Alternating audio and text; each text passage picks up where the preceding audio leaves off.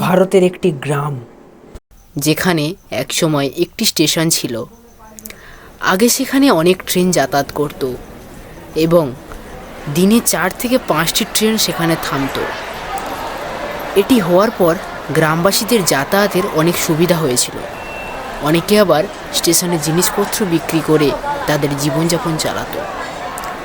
তবে সেখানে স্টেশনটি থাকলেও ট্রেন আর চলাচল করে না।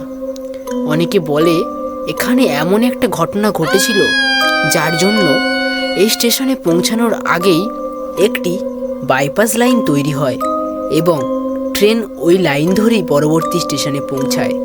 তাই এই স্টেশনটি এখন পরিত্যক্ত।